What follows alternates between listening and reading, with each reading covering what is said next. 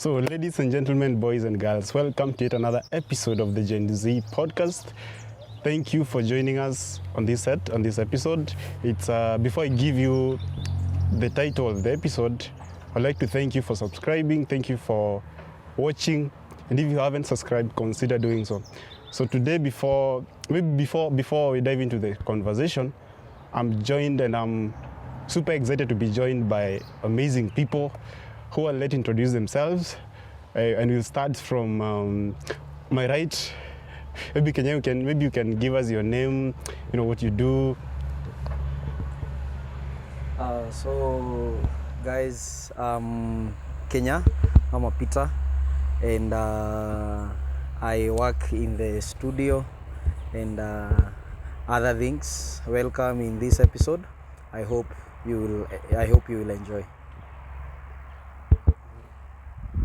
Hi guys, my name is Glory Njerindongo. I'm currently a HR professional working at an NGO here in Nairobi. Formerly I was a poultry farmer as well as a florist part-time. Thank you. Okay. Hi guys, I am Wanjao Paulette Nyambura. I'm a teacher by profession, a kindergarten teacher, and nothing much to say, but thank you for the invite. So thank you guys for showing up on this episode. Feel free. It's not a hot conversation.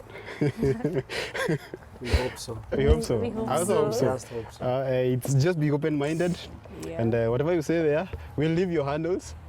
So no one is coming for you. Will come for you individually. But maybe before we dive into the conversation, allow me to read a few of maybe 2 or 3 comments from the previous episode, which was about church and religion. There was someone by the name Emmanuel. It was long. He said, good content. Then question 10 about someone leaving church. You cannot leave church. You can leave the building but not church. In as much as one says he has left a certain church, as long as he has accepted Christ as his personal savior by opening the door of his heart, when Christ knocked, he already got a church. Church should be in you. Our bodies are the temple of God. In the New Testament, Jesus promised us the Holy Spirit who will be our helper. It is more of inside you and your inward doing. Wow. We only meet together, strengthen each other, others' faith, and to help each other in spiritual terms through the various gifts and fruits given freely to us by God. It was a long one because you will meet a singer, you'll meet a teacher, you'll meet a healer, you'll meet a preacher, you'll meet a prophet. Then the last thing he said, in a church, and God will pour out his grace to serve each and everyone's need as per whom you will meet in church.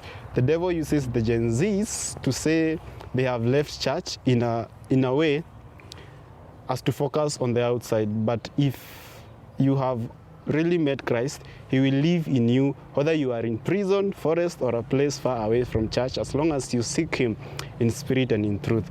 That was Emmanuel. Then another one, then I got a few too. One was saying about, was commenting on the question, on the comment I said about a certain guy who was chased out of the church because of the dead rocks. He said, I got one question though, nywele kufanya ufukuzwe church? Like, see, as long as you look neat. Anyway, that's what he said. So if you haven't watched that episode, make sure you have watched it. It's up there. Go watch it. It's church and religion, and you can leave your comment, like, share. Usijieke pia. So guys, so today's conversation is about, I say it's navigating love and relationship. So so what we do, basically take the question, read the question, then we contribute to the question. That's basically what it is. And so feel free, be open-minded. It's based on your own opinion. You can give based on your own opinion, on your own experiences. Yes, so no one will come for you. It's your opinion. Yeah. So feel free, Feel free. So I'll give you the honors. There's I think this one is a special question. Okay. I don't know that it shall be need by the.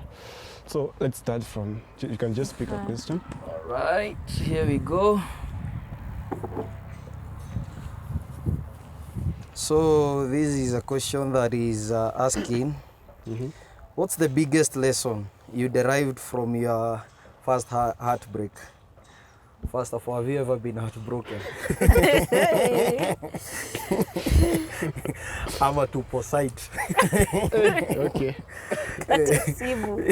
Tupo site. Personally, I have, but first of all, let me hear from you guys. Okay. Heartbreak. From a relationship. Yeah. Okay. Yes, we are talking about love and what was your biggest lesson that you derived from your first heartbreak? So meaning pengine umeencounter kadhaa.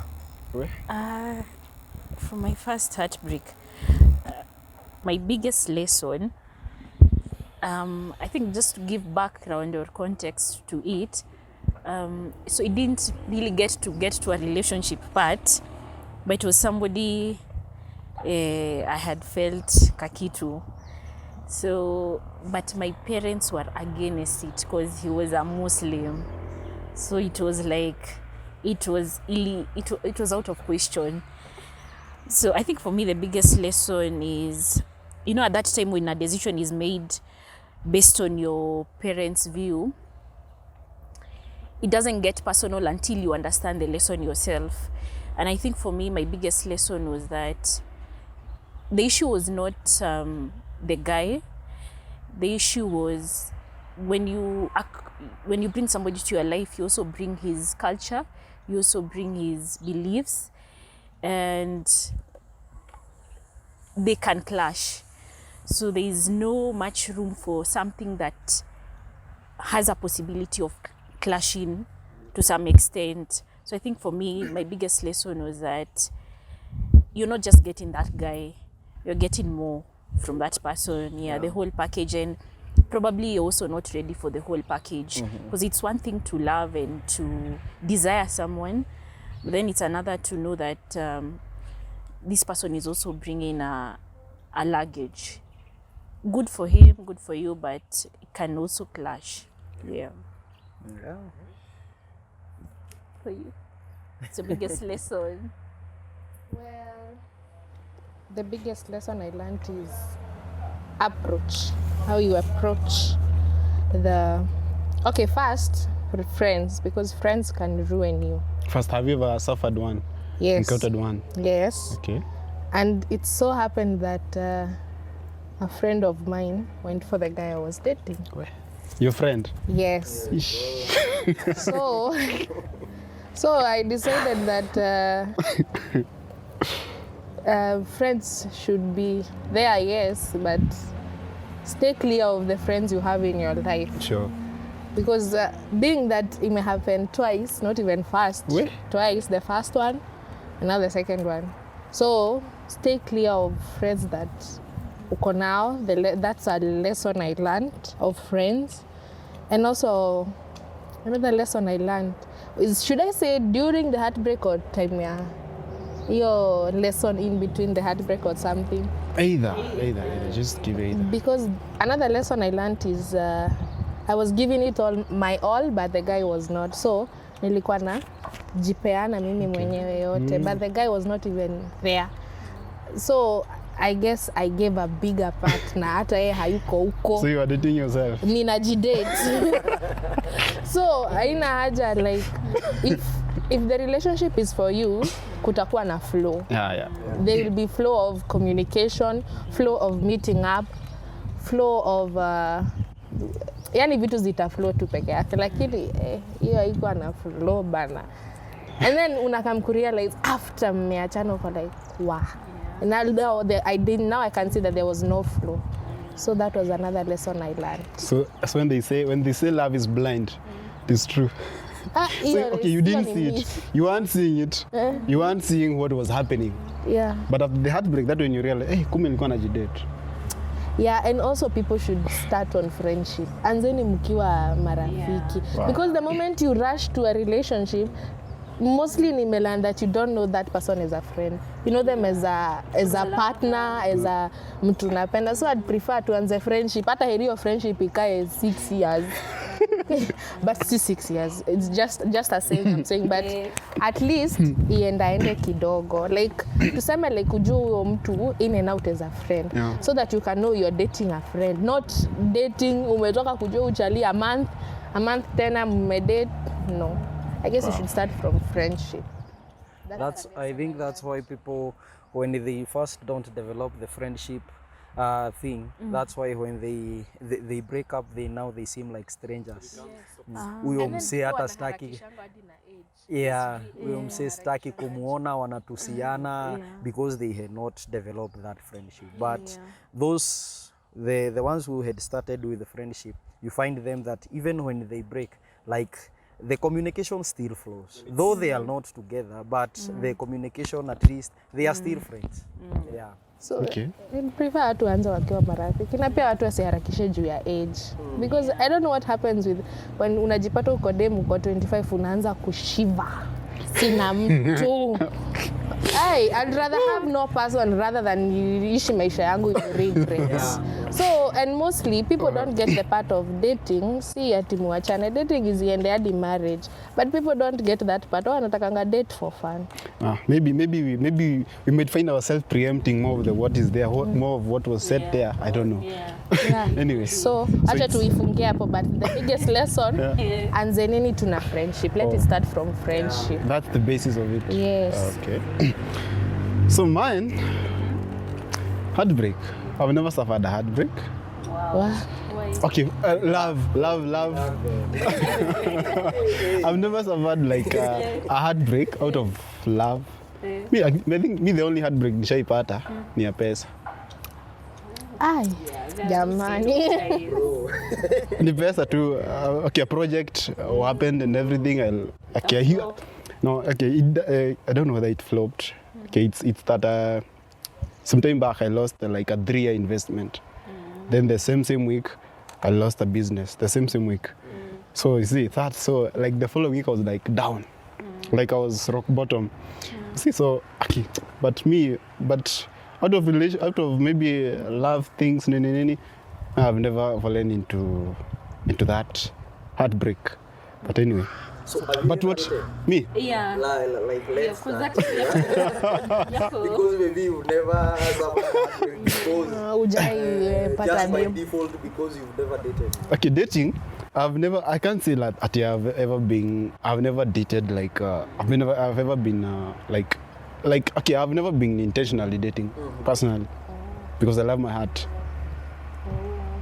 Wait, you are not intentionally dating? No, I have never been like intentionally dating. Okay, I've never dated like seriously. Okay, maybe you might preempt more of the questions inside here. Okay, so anyway, but maybe I know of people who have gotten heartbroken and they still went back again, and But I think people should take time. Take time to heal. Love yourself first. That's number one. Out of a heartbreak, love yourself first. Don't like look on the other side like this person was the problem as far, because you also need to look in the inner you. Okay, you put yourself up and the other person there, then you're the one here. You look at what happened. You listen to this. This is what he said. This is what she said. Okay, this is the problem. Then you just figure out the problem and maybe rectify it. Maybe there is something you did bad, and maybe in the next relationship that you're getting into, maybe you need to change something. Yeah, but anyway, me, that's what me. And so, guys, if you don't see me contributing much into this conversation, I'm here to learn. And not searching. So who is it's Nyambura. So yeah. Well, I'm getting a long one. Yeah. So it's question number 5, and there's a part A and B to it. So the question is, today's Gen feels they are being judged based on how early they are getting into relationships. Do you think it's the case? And if yes, in which way? So it's like today's generation, they're being judged because they're getting into relationships early, napata early 20s probably. So do you think it's a case? And if yes, in which way? So maybe you can pass with the... Yes, with the A. I think yeah, it's okay. You know, early is relative to many people. Early, for some people, early is 30. For some people, early is 20s. For some people, it's late in your teens.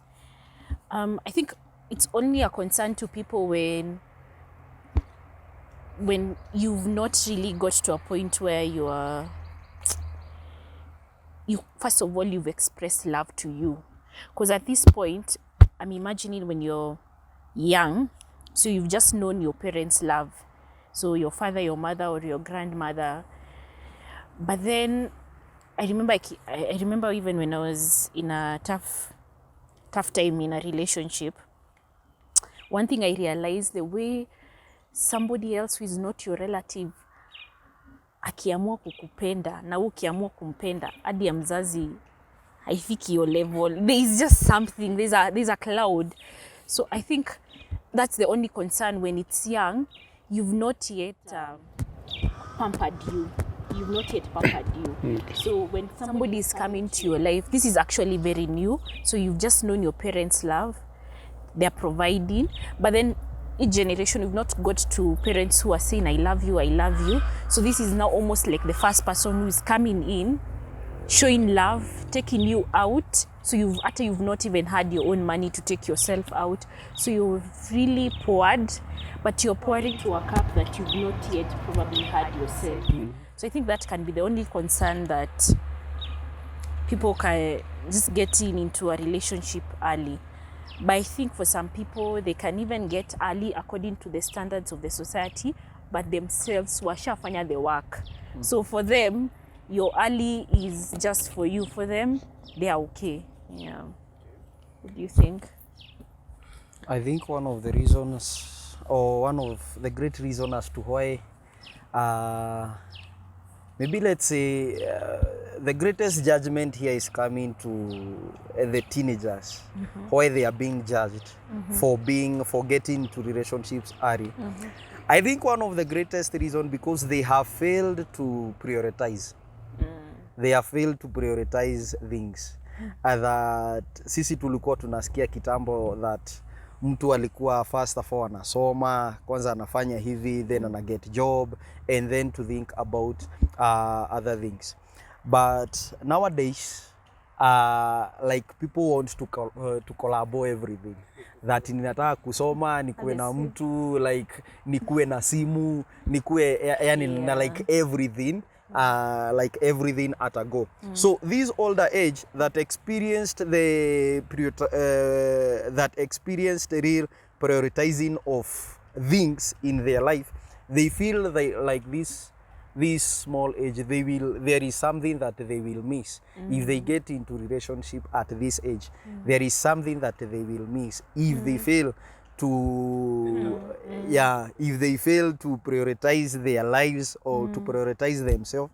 Because once like teenagers wame get into relationship, hata mtu huwa hajioni. Yani you are like concentrating with the other. Yani unampatia priority. Akikwambia tuende tu, unaenda tu. Akikwambia ni hivi, you lose your sleep. You lose your sleep. Yani hata wewe mwenyewe ujipendi. You lose your sleep, you lose your credit. Paka yani kila kitu. So I think that is one of the reasons as to why they are really judged. Okay, allow me to interject. Yeah. Okay, you're saying that maybe the early generations, they followed a certain step, right? They prioritized this after this, Yeah. but now these ones are not following it. Yeah. But now, okay, what is the problem? I think there's a problem. Okay, maybe let's go back to those generations, maybe the previous generation. What really set that? What was the guideline? Who is to guide them? like I don't know, maybe it is because of the way those guys had the resources. Like ulikuwa unapata mjamaa pengine kuna place amegawiwa na baba yake. Huyo kijana ni lazima first of all a hustle. And maybe he build a house. He build a house so that now he may bring someone in. He could not have brought anyone in, regardless of what, no matter what, until he works hard and build that house. But now you see, now that was a priority.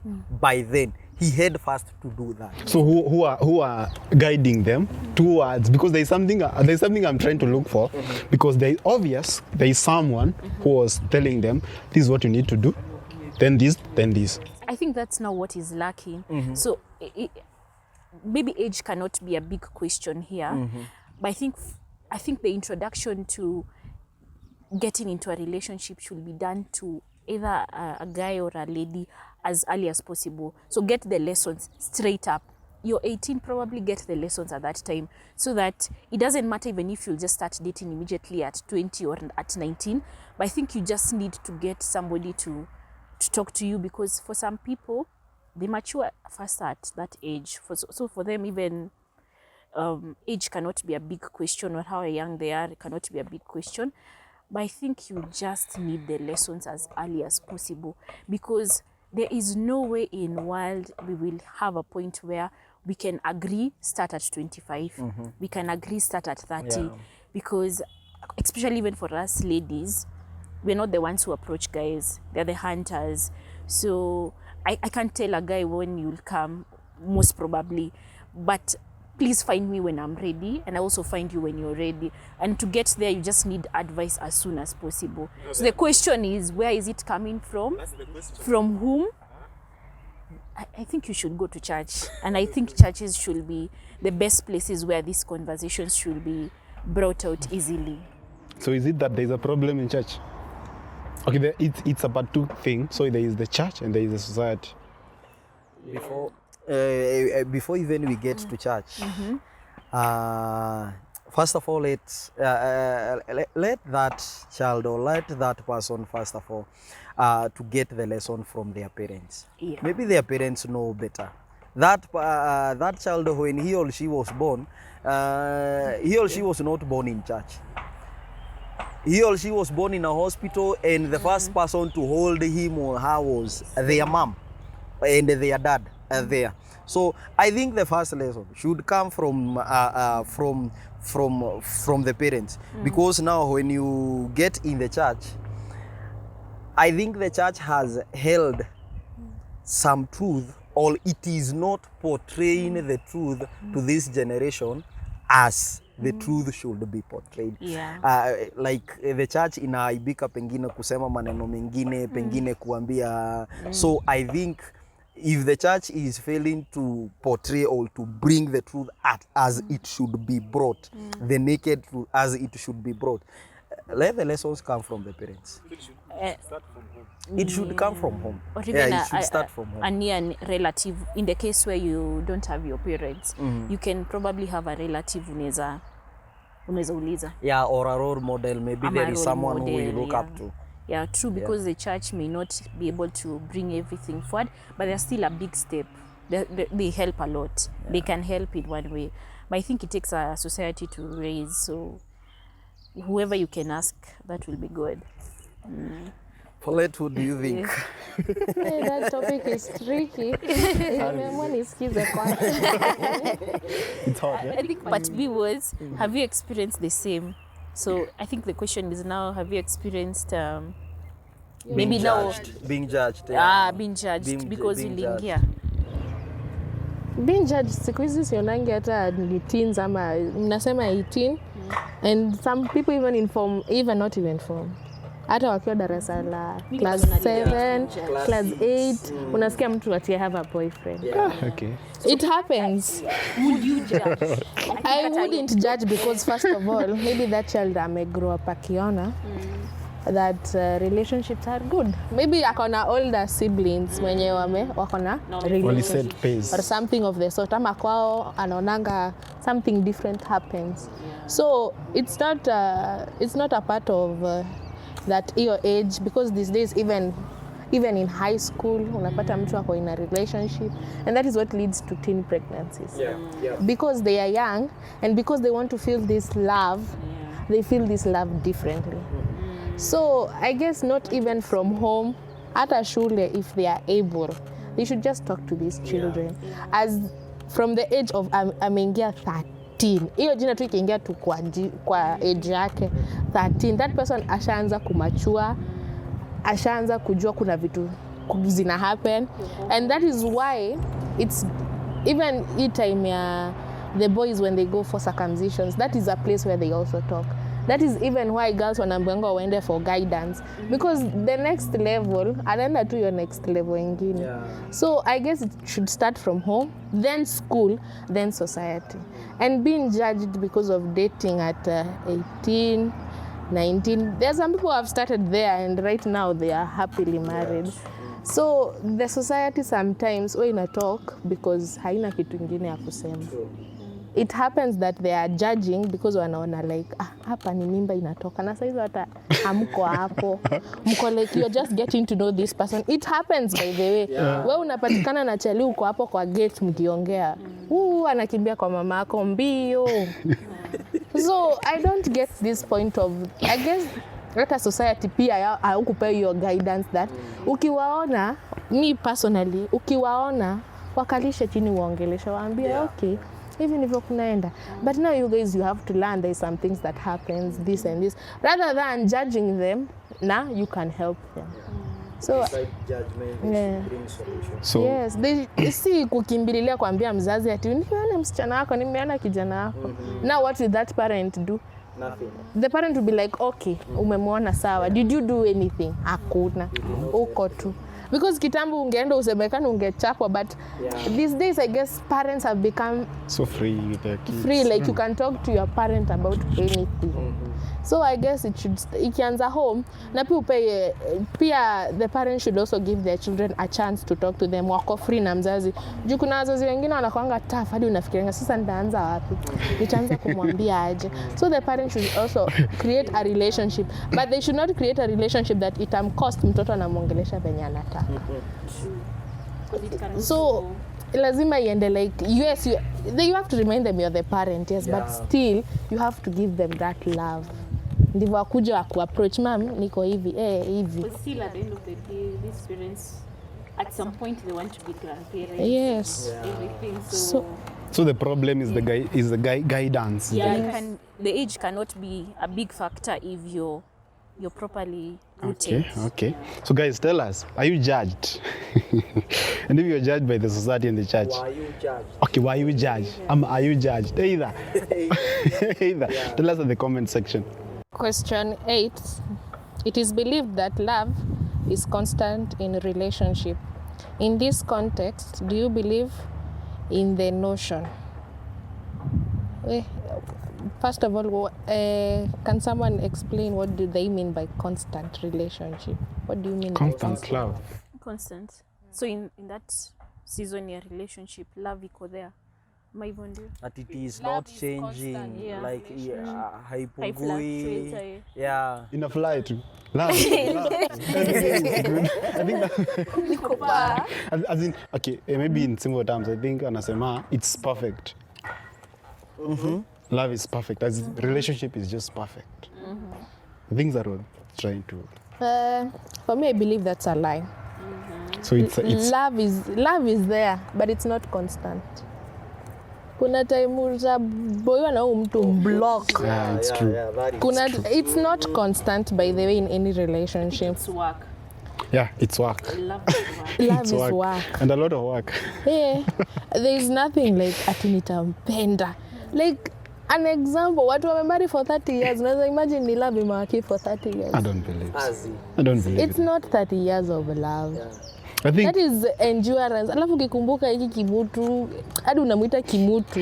Yani, I'm trying to get my point to love is not a constant thing, by the way. As long as you believe nyinyi wawili yes, mliletwa na love. Yeah. But kuna point itafika hata mapenzi unaiangalia unasema sasa huyu ndio nilisema nampenda. But love is not constant. And if it is, watu wangekuwa wanakaa 2 years wanaachana. If love is constant, watu wangekuwa wanakaa 2 years, because love is not everything in some relationship. Sometimes it's endurance. Sometimes unaona huyu mtu amekuwa that supportive system in your life. Unaona like this person deserves something in my life. Yes, kuna hiyo mapenzi, but pia kuna endurance, kuna friendship, kuna unamwamini, kuna a lot of things, but I don't believe that love ita flow from kutoka ile time tulianza kudate. Itakuwa hapo for the first 6 months, and then mkianza maybe muende 2 years or 3 years. Iko lakini shaboom nenda kididimia. Haiwezi didimia, love haiwezi didimia, but iko lakini kuna it just have some whatever ups and downs. There's no way that inaweza sema that because of love ama nini nimekuwa na mtu. Sometimes that I say love inaletanga watu wengine pamoja. Sometimes it's because this person has been ule support system wangu, like the biggest part of my life. Like me I believe that ukipata mtu ni rafiki yako, ule rafiki, you always like, hey, this person I can't let go. So sometimes not even love, not unless kuna mtu akona option nyingine hapa. No, I think when Gloria said that when that guy is, or when that person is coming, he's coming with all his baggages, all his flaws, all his weaknesses, all his strength, everything. Now I think before you blend in, before like hizo chuma zingiane vizuri, and now they start roaring in one direction, all in sync. I think ni lazima kukuwe na hiyo kuguarana. And during that episodes, and during that time, ni lazima utakuwa pia wewe ukona some kind of questions. Is this the real one? Really? Were we meant to be? Should I be here? Should I continue in this? So at that time unakuta that imeenda chini hivyo. But that time that you are enjoying together, time yenye amekupeleka KFC, you feel like, oh yeah. So I think during those trials, during those times, during that time that you are developing your identity together, both of you, I think those are the times that you'll find there are some ups and downs here and so I'll support Paulette. It's not constant. But also me, I also say it's God. So zingine relationships ni God. Yeah. It's God. As long as you put God, unajua inaendanga hivi, God ako hapa, wewe na huyu mko hapa. The more mna draw closer to God, the more mna grow pamoja. Yeah, so for me, I believe that God ndio love. Ni ameleta hiyo purpose. Na saa zingine unaweza ingia place uone, hapa kuleti God. Like you can see that this person is seriously wants to be within that relationship, but the moment you start talking about God, anaanza nikaa na part ways. So when you draw closer to God, I think you draw closer to that love you want in a relationship. So if you want that constant mapenzi constant, I guess stories it should are be God. Everything is God. me on my side. Just need of God constant. Ndio hiyo mapenzi yenye unataka, hiyo ndio italeta, because God is love. I believe that God is everything. So for me, ukiwa na love, God is everything in that relationship. Sure.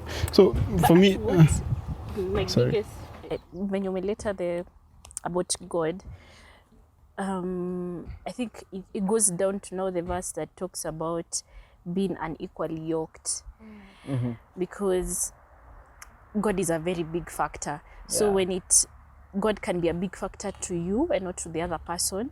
So because right now it's in a nation where maybe a bigger percentage of people are Christians, then there's also now the journey, a personal journey with Christ, that ndio inaanzanga kuseparate Kenyans, because we say we are big in number, but the fruits cannot probably show at the same time. So my big question in the relationship context, when we bring God into it, is that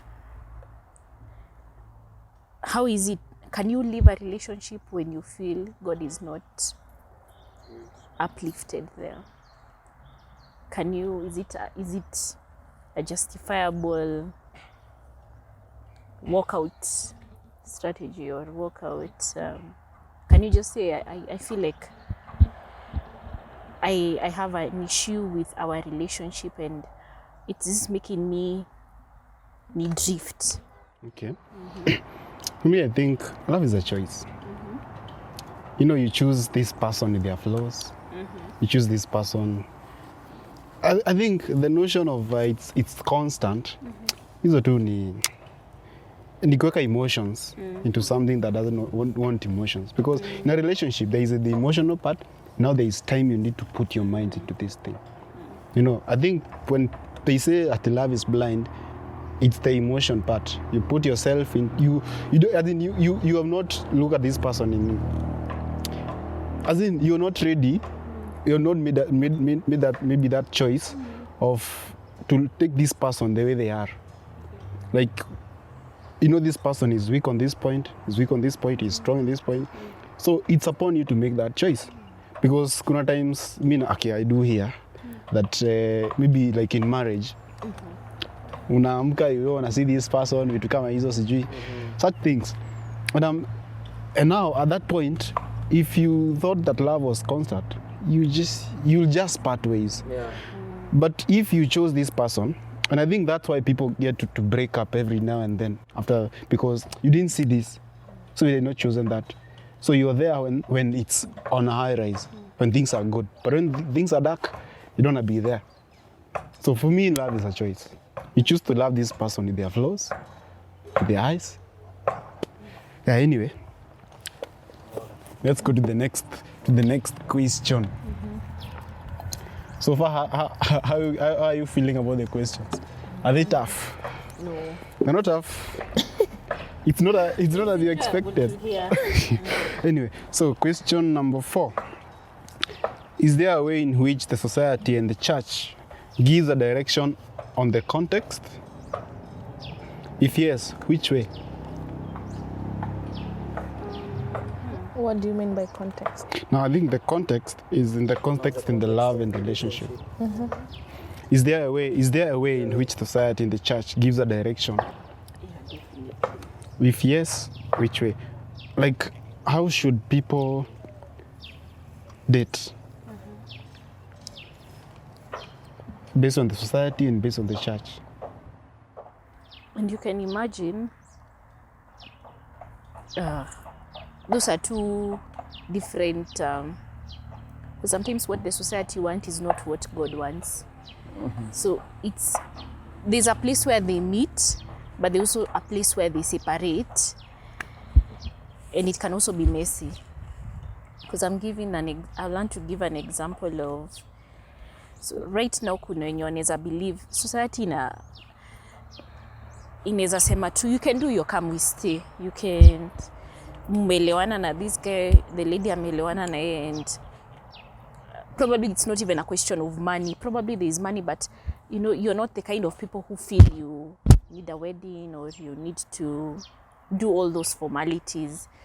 But then when you think about in the context of a Christian and in the context of a church, you're groomed to do this. You're groomed to have an event for marriage. No, okay, I think you're now going to wedding. I think now you're talking about the wedding. But I think the question is more of like in the love and relationship. Like kuna places. Kuna guidelines, is there a direction that the church gives? Because Guidelines ya church ni simple. Date, marriage. how should they date? How should they date? In a church peer, you look at the verse that says, "Do not awaken love until time is due." So the guideline is that there is that time that it is due. Though there is this notion that we are ignoring, there is no right time to do. When the Bible is saying that do not awaken love until time it is due. So I think if we read properly, and if we trend with those guys that we saw that they married and we saw that they were in various relationships, maybe we will find the good time. So I think the direction of the church in a peana, like, don't awaken it until that time is due. So when we look at when is the time due, now we come back to look at the standards or of how should I be looking like, or how should I be before I get into this relationship, or before I get married to this person. How should I be? By that, if we ask ourselves, how should I be, then when I accomplish that, now I will now get the exact time when now I should be getting into that relationship. So it's provide direction. So the church, I think it is providing direction that do not awaken love. I think that is Christ. Do not awaken love until time is due. Okay. Yeah. But for the societies, do you know any guidelines What's in that? relationship? Because Flow tu venye society it goes venye itaenda kama ni kalimagagwa it is. Oh, sorry for those people who don't understand Kikuyu. But basically what it means is that wherever you go, I'll go. Like for the society, even but they do care about some things. They do care about your own well-being, because at a society kikupenda aje, they can't let you just go without you knowing. Watakuuliza, are you sure you're ready for this? The society has to, and the society being that not only the society of what my neighbors and the society mostly in your relatives, they'll be asking you there, are you sure this is what you want and this is who you want? So that is a guideline, I guess. They have to ask you, are you sure, are you ready, are you sure you want this, do you know this is what happens after this and this? So I guess both sides have guidelines, but for the society it's not too much into it like in the church. Maybe it's not so much expounded. Yes. Okay, so they should expound. Yes. Okay. Let's go to the next. It's still not expounded. You need interpretation. Yeah, because I think you are right, because there is only one account in the Bible where about a wedding, where Jesus went and he turned water into wine. Like the Bible is not giving any standard of a good relationship or a good marriage. The only relationship that the Bible is providing is the relationship between man and God. John 15. I am the vine. So there is that relationship. You have to stay connected for you. But if you go to Paul, who was writing in the book of Corinthians 13, that love, he was describing, it is called the love chapter. He was describing how love is. Love is kind.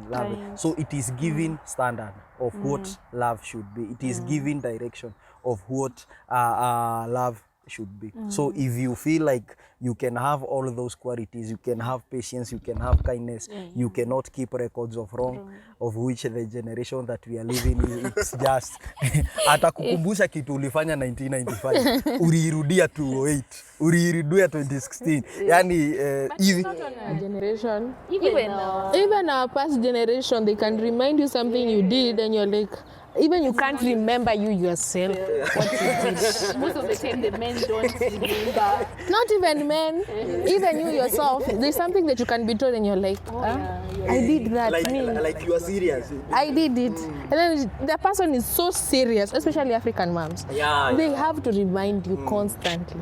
But now, people don't get that. In the Bible, they only talk about marriage. Hakuna relationship. It's marriage and relationship unasema with God. They don't talk about the relationship or taking time to date or courtship or blah, blah, blah. They don't say. That's it's a big factor. Interpretation is now The problem. Yeah, because the scripture is there, but you need a breakdown, but there are people who are equipped to do that. Yeah. Okay. So, growing up, did you have a deliberate discussion with your parents or your guardians around love and a relationship? Like, is that one time that your parents alikukaisha chini, or your guardian or someone that you looked up to and like akakwambia this is how relationship should be? Ama hii mambo tumejulia kwa social media. Si kila mtu amejulia social media. So my dad, yes, gave me that advice. Yeah, ukifikisha 20, have time with God, 18, 19. But he also told me that he painted it, all of it, black, white, red, yellow, venye unataka. He didn't hide anything. Because I know my dad as a person who talks about relationship, showing you this is what happens. And he says, giving an example with him being a man. So atakwambia men si wazuri, hata venye wanaonekana. Na pia wanawake pia si wazuri. So he'll just tell you the honest truth. And that is what I am saying, that it should start from your point, ile question ya kwanza, that everything should start from home. Because unaona, like nimepewa your advice, so I'll be going with that advice of knowing that this is what happens in love and relationship.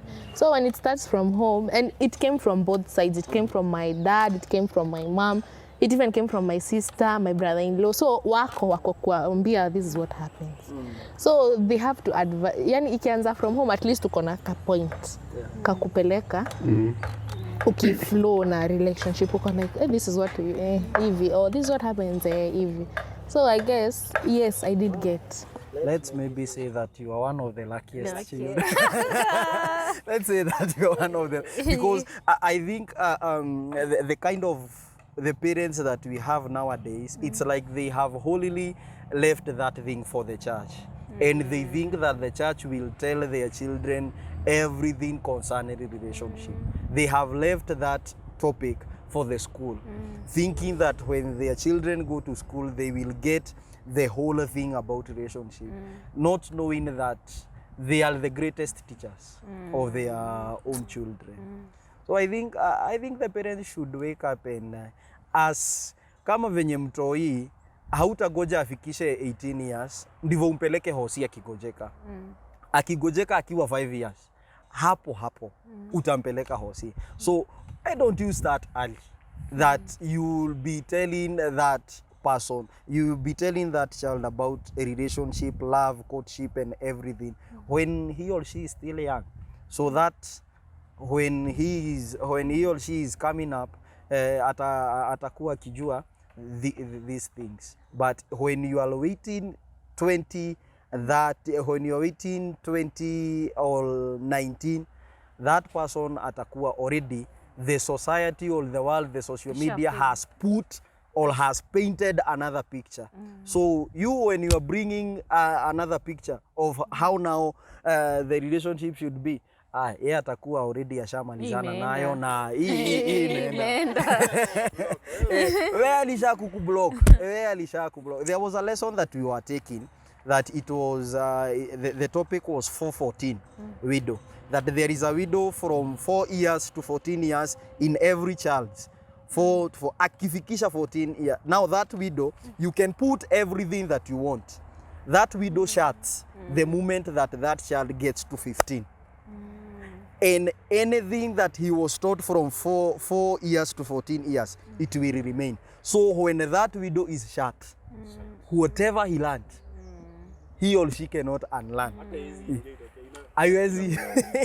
Yani tu inakaa tu hivyo. So I think parents should take that advantage of that hiyo age kidogo. Wacha waisome kama dose, waikunywe kama dose. Yeah, but again, I think I was doing a research based on generations, like the Gen Z, millennium, going all the way, and I came to realize something, that there is a gap. There's something that happened because there is a certain generation where now when the British went, now the Africans, some of the Kenyans, had that freedom now to go to school and now that's when the generation ambayo inalaga now 8 to 5 started. Now they started, kazi kabaki to the nannies and everything. Now these parents have no time with their kids, so they can't even provide that guideline. So the kids anajua heavy. So you find that even the parent doesn't know the kid well, doesn't know anything. Napata? So naambiwa kwa shule mtoi wako, siku hizi kuna venye they are doing certain things and like, my kid, I don't know my kid like that. But indeed he doesn't ajui mtoi vizuri. So anyway, that's where the problem I think started. I saw this clip. There was this clip of this lady who was working abroad. The lady mwenye alikuwa naliliwa na watoi akikuja Kenya. Oh, she was the nanny. Yeah, the nanny. Like I pitied those parents. Like can those kids cry for you like the way they were crying for? She wasn't even letting go of her. Yeah, like can these kids cry for you the way they are crying for their nanny? So I think now the parents should yearn and should look forward to that kind of a relationship with their children. That every time that they want to tell that child something, that child will be there listening.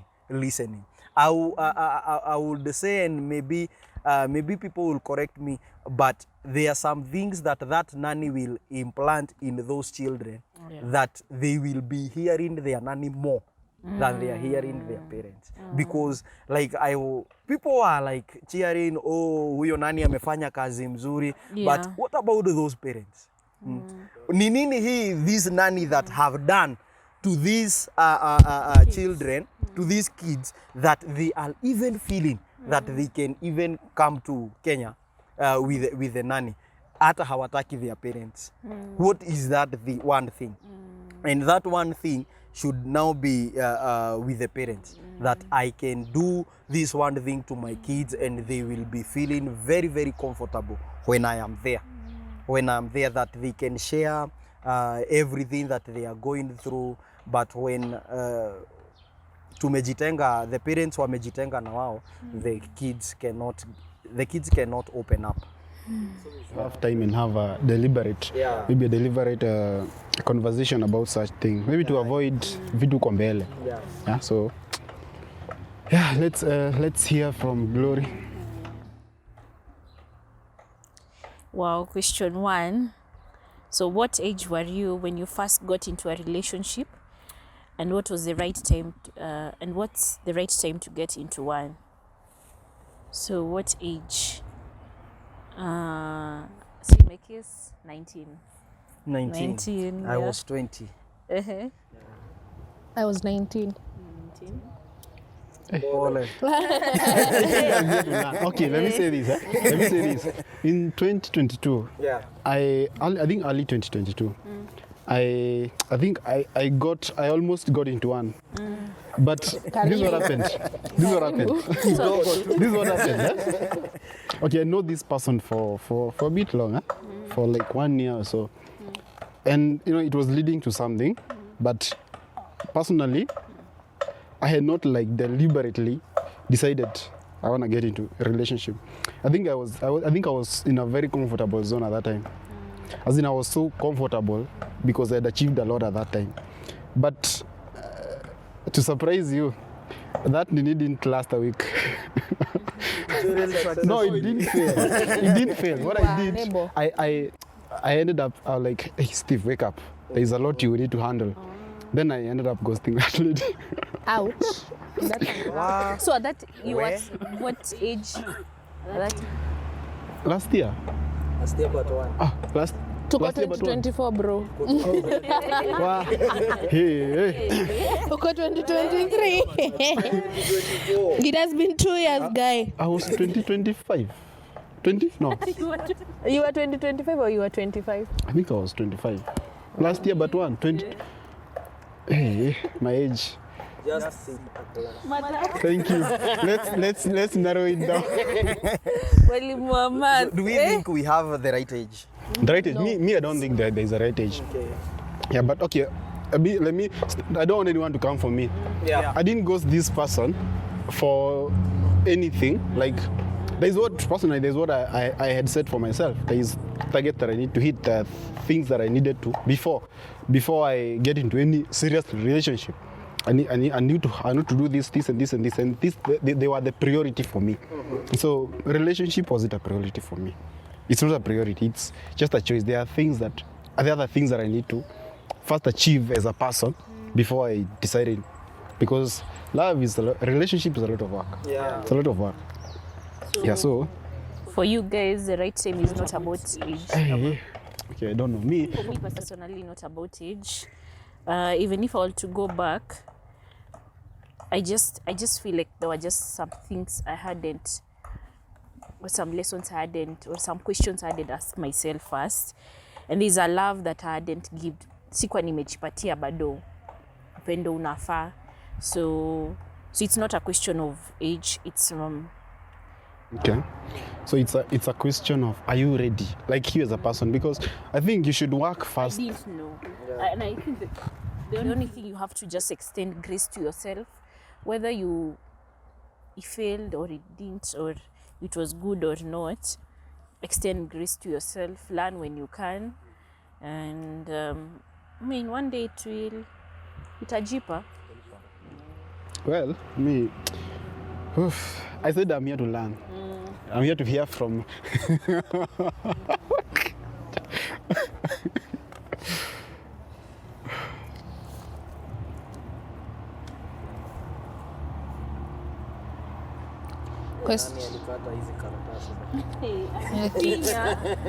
Whoever did this, it's too tiny, bana. Not as in a pointer.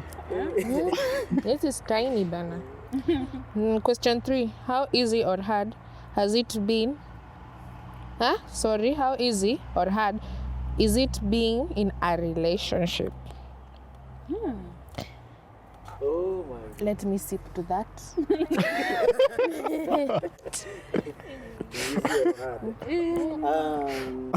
How easy? Is it okay? Is it Is easy? it easy for you? Peter? For now it's been easy because I've been with the right person. Wow. By the way, my wedding is in next month, Feb. So I think it has been easy just because I've been with the right person.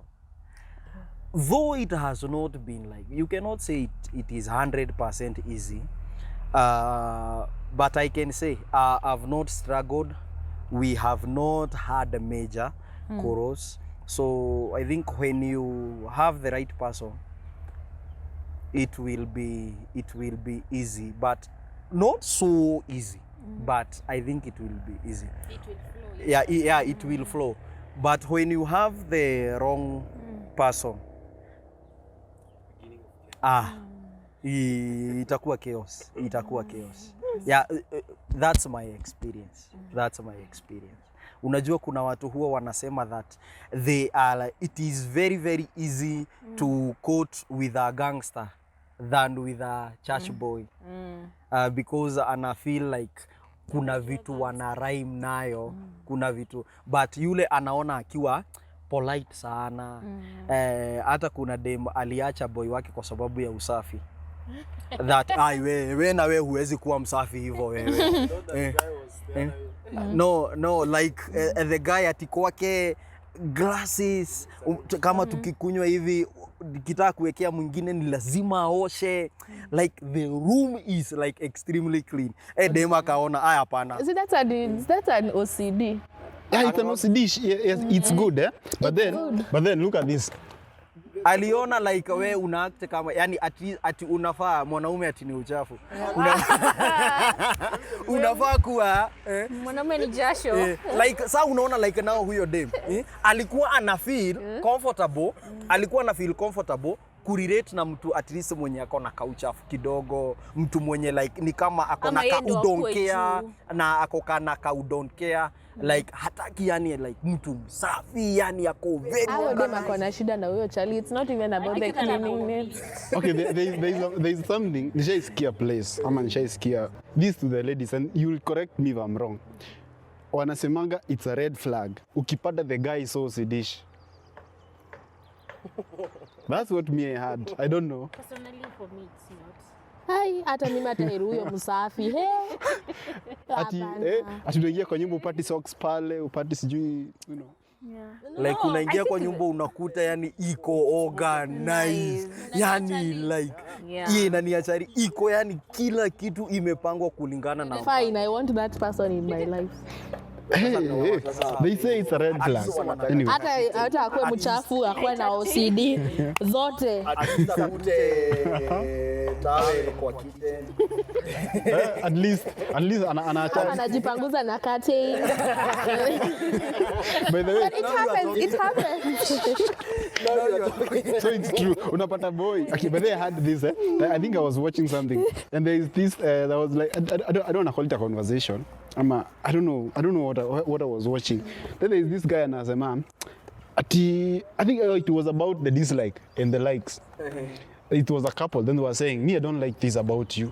Then you see that conversation. Then the huyu jamaa akasema, no, the lady said, "Miss Pendi, venye unatumiaga t-shirt kujipanguza tumetoka bafu na kuna towels mob." You see? So it's like when the guy uses a towel, it's a green flag. Oh, it's a red flag. When he akitumia t-shirt, anyway, me I don't know. It's for the ladies. It's hard. Yes, But I feel like with that angle, unajua kwa relationship kuna zile vitu compromisable na hizi vitu zenye huwezi compromise. For some people it just depends. What do you compromise on? Kuna vitu how mind, it's not a big deal, haita impact on your relationship. Na kuna vitu zenye you cannot compromise on them. You don't have these qualities. So for me, this is something we can do. So non-negotiable things. Yeah, it's not something. Hiyo OCD na sasa mtu But then the opposite. Now what about cunning? Yeah. Okay, personally, me I can't with someone who is even Not tidy. ako na untidy. OCD. No, like untidy. Mimi sijasema akuwe untidy ninapata kila kitu. No, she said What that. about the opposite? The opposite sasa nimpata akiwa mchafu. Yeah. Hapana. Sana asikuwe mchafu tena. Tena asikuwe mchafu sana. Ni hizo annoying things, amewekelea socks kwa kiti, laptop sijui iko juu ya wapi, kikombe alikunywa nayo chai asubuhi akaiacha. That is better. Lakini si ile unorganized. Okay, kuna ile So sasa ilikuwa red flag because like everything was in that house was like perfect. Like hakuna kitu unaweza kosoa. So I think to me it depends with how you will take it because it's a choice. Yeah. You choose to take this person in the flows and the highs, it's good. But then it will be itakuwa easy depending na, as what Peter has said, the person you choose. It'll make it easy or hard because a relationship is about adding to the other person and the other person adding to you. It's like this plant, you're pouring water. Kama nyote mnaeka, it will grow. But if one person is tadidimia. Anyway, I don't know about you guys. Is it hard or easy? Tell us in the comment section. Tuambie hapo chini tujue kama it's hard on your side. Question 10. Looking back, is there something you feel if you would have done differently, the relationship would have worked? Okay, let me base mine on the one that almost started. Me, I don't think anything would have happened because it's something in me. It's something I decided. This is what I want to do fast. These are my priorities. So to me, relationship wasn't a priority. Yeah, so I don't think I would have done anything different. I know some people will bash at me because For you, it was just a matter of you were not in that time. I was not in that time. I think I was in a very comfortable zone. Did you get to tell her? Now, I don't need explanations. Why? Was I don't not need right? explanation. Am I not the one for you? And so me, I was now. You see, what do we call it? How is it? Ghost. Ghosting is a form of communication. Okay. Okay, she reached out later. God, you're cold. You are cold. Ouch, man. Okay. Okay, ghosting. Me, I didn't want to answer questions because those are questions. Those unataka explain Huko here. nataka follow up questions in I didn't want it. Yeah, but Paul Sana, I don't know. I think she will watch because they are still friends, but very far friends. She'll be watching this. I know she will watch. Funny enough, what if you find that she's the one for you? Hii swali ni ngumu. Okay. No, it's think about it. Think about it. Unaweza kuwa ulichukulia lightly, but maybe Okay, to me, you want me to expound on this? not to expound. I'm just telling you. You I can just think about expound. it. Okay. To me, there are things that are non-negotiables for me. Okay, there are things if they are not there. Okay, you can be an 8, but you can work on the 2. On my non-negotiables. Are you with me? And so, if I'm not for it, man. Like lazima akue 8. See at 8. It's just an example. It's an example. So there are things you look and you're like, because I don't want to spend my 100 years with this person. It's my choice. But to me, love it's a choice. You choose to get into relationship based on what the values you're looking up to. You don't compromise on the values that you're. Or do you think your standards were too high? This guy was not even on the standard part. He was just more him. Not me. No, look at this. Okay. No, look at this. Allow me. Ngoja. Acha ni expound on this because I it's want to meet that lady. You want to meet that lady? There is something that pissed her off. I know she was pissed. It's okay. Pole sana. But anyway. Haki, you are heartless. You are heartless. You'll cut that part out. Okay, now look at this. Okay, this is what. Allow me to expound on it. Yeah. This is it. There is someone you'll. Okay, to me as a person, there are things I prioritize. And I started by saying it's a disclaimer. I have my own priorities. There is this, I need to achieve this and this and this. Actually, there were 3 things I need to achieve. Before I said to myself, before I get into a relationship, I want to first work on these things about myself and everything. I want to build myself first on this and this. So at that time, I had achieved a lot of things, and so I was like, by the way, I think I was so idle. So I said, maybe let me just try. And after a few hours, I was like, can you wake up, Steve? Amka, you have a lot.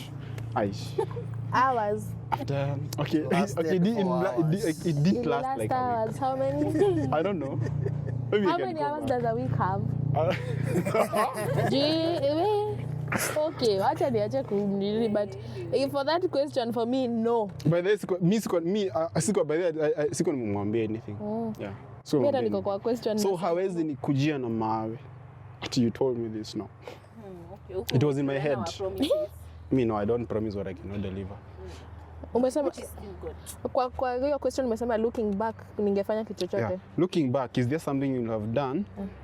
You have done differently for the relationship? Okay. Looking back, is there something you feel if you would have done differently, the relationship would have worked? No. I don't think there is. No. Kama iko yangu iende. No. Yeah, I gave it my all, and I don't think there is. You give it all. Now, let me go back. Because you people, mnanirushia mawe. Me have something all down. There is something. What? I would have done differently. What? From my end, there are questions I didn't ask myself before that nikakuja kurealize they matter. And then there are non-negotiable items that or values that I wanted not to negotiate about, but myself, I wasn't firm about them. So there's no way you're not firm about a matter and you expect somebody else to believe you, and you're not 100% about it. So I think for me, it's just a reflection of me. I cannot speak from his end. I can only speak of my mistakes, which will make me a better person in the near future. Yeah. Oh, adding up to that, kuna kitu, only one point I could have changed. I think keeping it, sometimes it's better to, ukifanya plans zako za any relationship or anything you plan to do. Hata Bible law inasema, just keep it on the low. Keep it on silent. Yeah. Mi mambo watu wanasemanga sijui PDA, sijui blah, sijui what. I think it should just be on the low. Yani ikuwe sini matters ya watu wawili. Yeah. Let it be the matters between the both of us. Nobody else. If you uta-involve watu wengine ni after mko ready ku-involve watu wengine. So I guess baby steps. Chukueni step moja moja, but I guess just keep it. I should have kept it to myself. So like you made it ikuwe public watu wawili. See, haikuwa public, but to a point that you see your friend is the one. She was another party. Yeah. So I guess it's just being the both of you, mwanze mkiwa nyinyi wawili. Ndivyo ikifika hiyo point ingine, like even people are shocked, like, "Ay, you're dating." You're like, "Yeah, we have been dating." But then I love that. And then people are in shock because at your time ni ile time mnapanga kufanya harusi, you're like, "Wow, you've been dating." Si mmekali. Yani ikwe mkwe nyinyi wote wawili, si kwe for the society. Ikwe nyinyi So private. It's too private. You're ready to be public and it's okay for them. Yeah, if they want to be public, fine. But for me, I think I'll keep it on the Me, but if when it comes to public, and I'll tell anyone who is watching, if it's not permanent, don't keep it don't keep it public. Yeah, let it remain private till it's permanent. Yeah. Yeah. Ili kuwe permanent. Poetic. But let me ask this. I'm still stuck on this. You have said there's nothing you could have done, right? Yeah, I think that was in my last relationship. Yes. Yeah, ile ya kwanza kabisa, there is something I could have done. But kukaa tu hivi chini leo naangalia hata ningefanya hiyo kitu. Haingeweza. Yakisha tu ni ya Haikuingiana. Because one thing I could have done, two things. Keep it away from my friends. My best friend alilibafua. See, friends, like I said, friends. Number two, communication. We did not have a constant communication. Na si ati hatukuwa na simu. Both of us tulikuwa na simu. But so keep it away from your friends, the so-called your circle and bogi yako. Kuna shughuli zinatakangi bogi. Na then number two, communication. In fact, nobody should know the other, your partner. Yeah. So, ikae hadi wasikie venye watasikia. Wasikiage story. Akuuliza uko wapi, niko place, wewe usijuri. So there's nothing you could have done. Yes or no? There's nothing you could have done for it to work.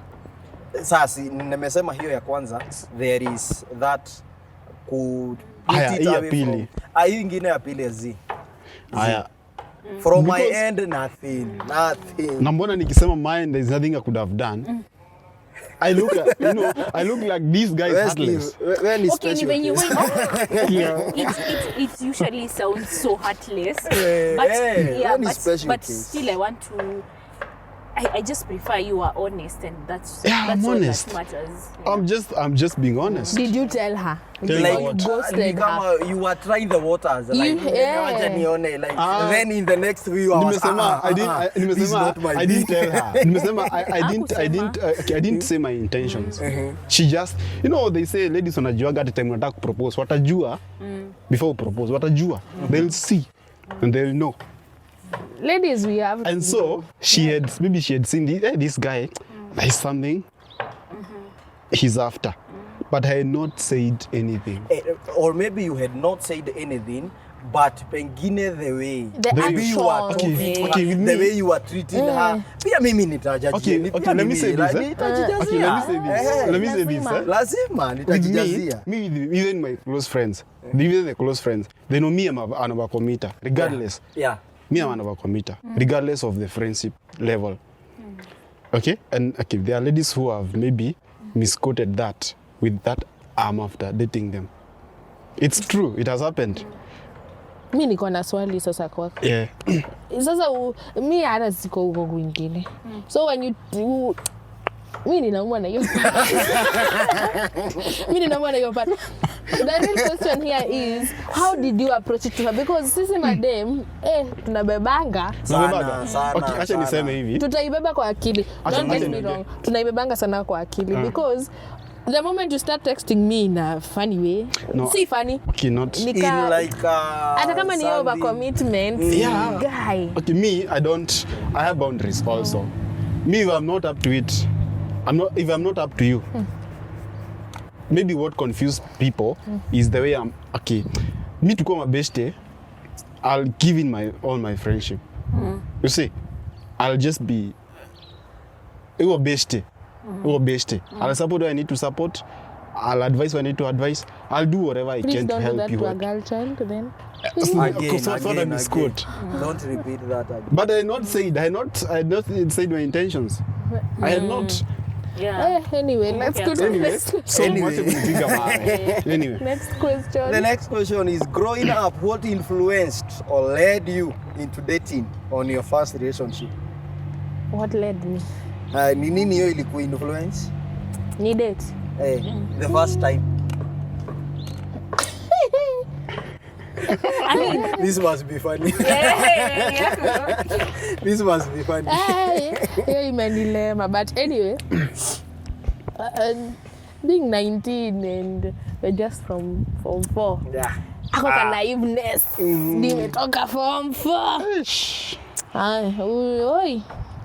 It was that leadership of that now I'm a grown up. Now that is the point that my father now talks to me because ameona kuna kaufala uko nayo. aliingilia Bado penye hujagrow. panafaa. Otherwise, So I was more of dating because of what my friends are doing. so peer pressure.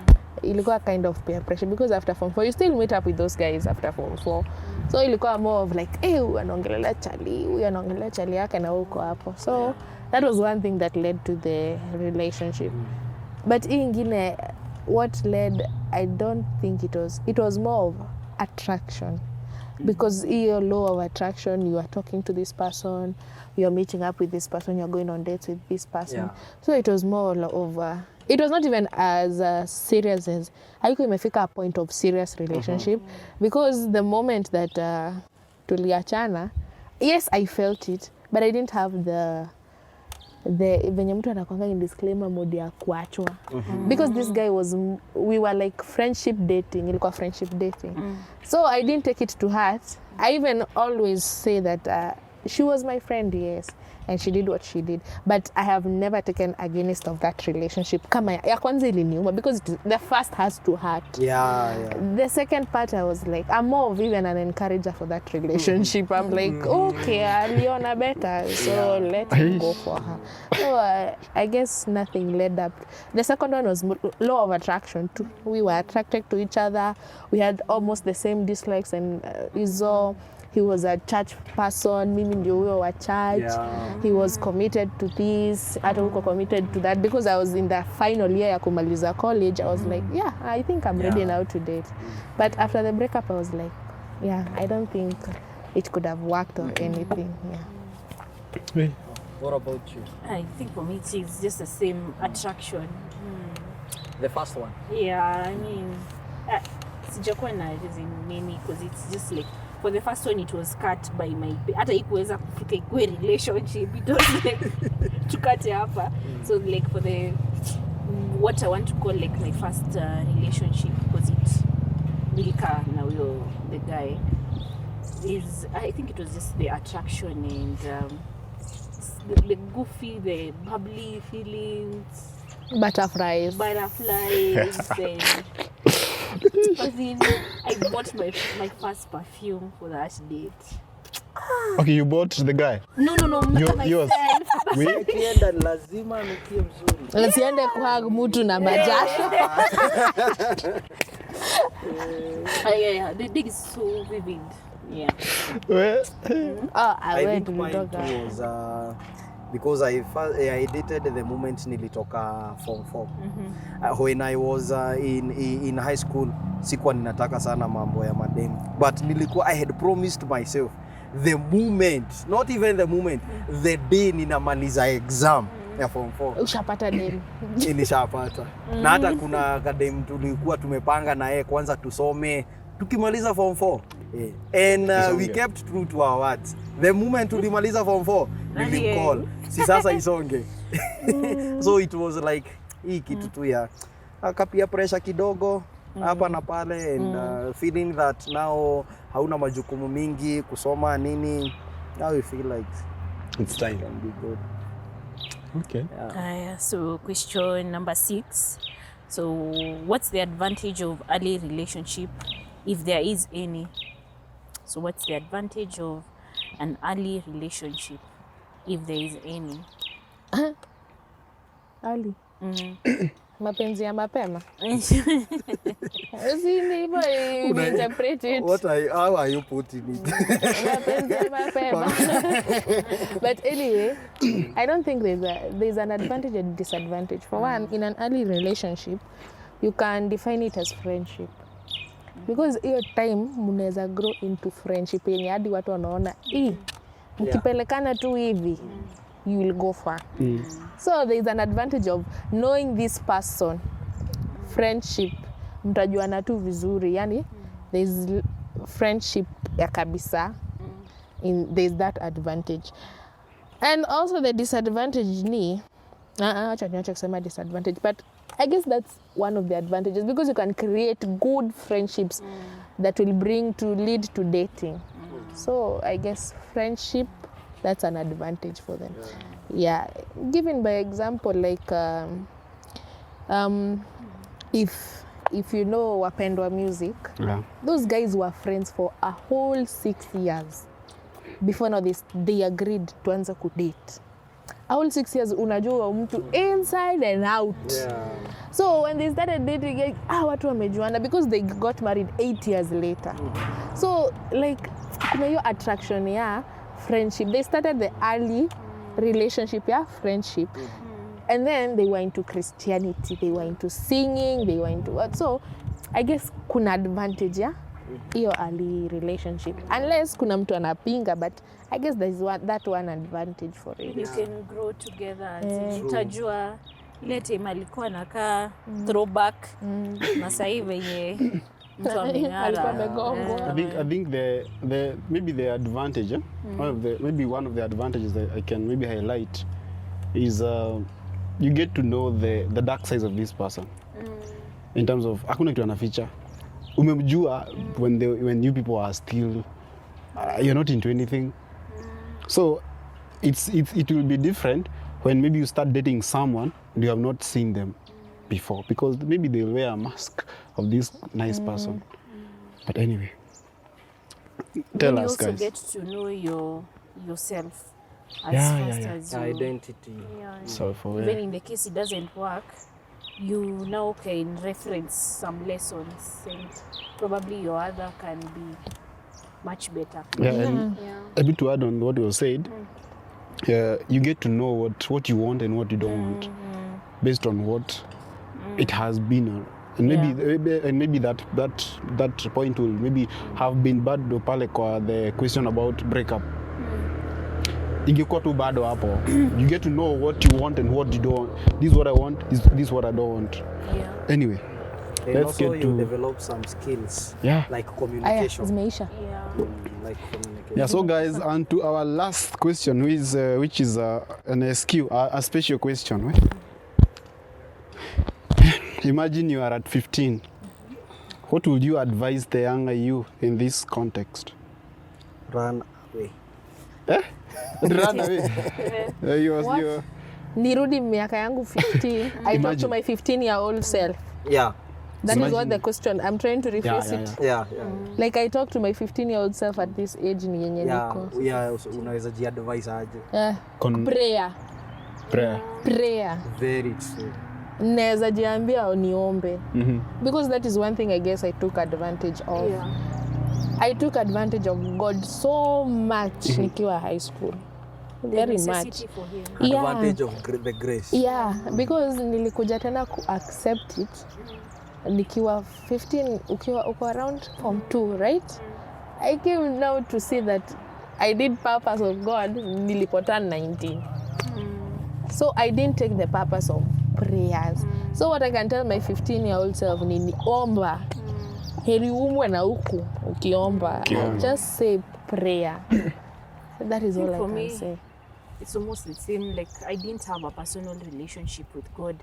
At that time I was a Christian because my parents saw me to raise as a na kuenda church nimeambiwa toka uende. But then at that time you know some Christian values but haujaanza kuzi accept for you.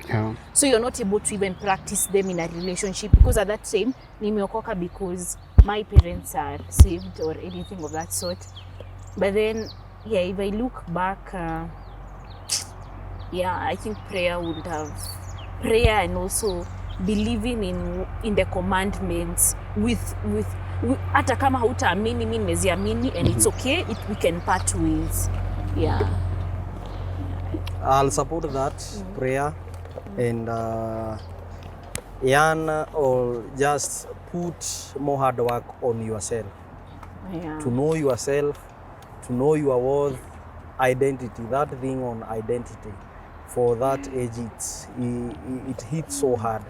Once you know yourself and once you know what you want, and once you answer the question why you are living, I think that's the time that you can get a good life. And I think for me the most important, I think it's healing, because you're coming from a background where you've had your childhood traumas, so you're not even able to give your best in a relationship because there's some unhealing and some unlearning that you need to do. So I think you can take your time. If you can afford therapy, go for it, because you just don't need to add another issue to your life if you haven't yet healed some childhood phases that were tough for you. So I think for me, healing, if you had done that. For me, the 15-year-old me, I just advise them to work on yourself, work to improve yourself, know what you want, what you don't want, as in build yourself, add value to yourself first, because like if today that person leaves you, will it make you hate yourself? Just building on yourself, prioritizing first on yourself, because even scripture says about love yourself. Yeah. So it's out of the outpouring, it's out of the feeling yourself that you can outpour. You cannot give what you don't have. So love yourself, or work on your even childhood traumas, because they affect a lot of relationships. As in, just work on improving on yourself first before getting to that person, because if you can't be happy alone can't be happy alone, then after getting into a relationship, you can never be happy. Anyway, that's the 15-year-old me. I'll just tell them, add value to yourself, prioritize first on yourself, and yeah. And nothing is too serious. Nothing is too serious. Nothing is worth dying for. Yeah. Nothing is worth hurting another person for. And in case at all go heartbroken at 15, I mean, you won't die. You won't die. But Yeah. you'll feel it. You'll feel it, but it's important to know that you won't die and you don't have to die for it. Yeah. You don't have to die for it. So guys, it has been a pleasure. Thank you so much. I don't take it for granted that you showed up for this episode, and God bless you so much. So that's the end of our episode today. And so thank you guys for showing up. I don't take it for granted, out of your busy schedules, you took time and came. I salute you. So guys, if you haven't subscribed, make sure you subscribe and go back and watch the previous episode that was based on church and religion, and leave a comment, share, and like, so that, usijieke vitu ba. People need to learn stuff outside here. So maybe before we end, maybe you can give your handles, your social handles. Maybe you can start from Facebook, Peter Kenya. TikTok, Peter Kenya. And maybe you have not said about the studio. Oh, studio in Gekambura, Kikuyu Gekambura, Greystone Studios. Pia hapo Facebook, you'll find Greystone Studios. Photoshoot, recording, audio recording, video recording and everything. Mambo yote hapo. Thank you. Enda tu hapo, finya follow, finya like, just press any kind of button that you like. Na kifinya block. Don't block. I think for me it's just FB, Glory, Jerry. Those are the platforms here, not there. So Here, not there. So I think just FB is fine, but yeah. For me, everywhere, Nyambura Wanjao. Everywhere. TikTok, Instagram, Facebook. Sina Snapchat, so ni hizo tu tatu. So yeah, I guess that's the only. Okay, mine is at IG, it's Steve_Bcock. That is BCOAK. On TikTok, you can get the Gen Z podcast. And where else? TikTok, the Gen Z podcast. FB, Steve Bcock. That's the end of it. God bless. Adios.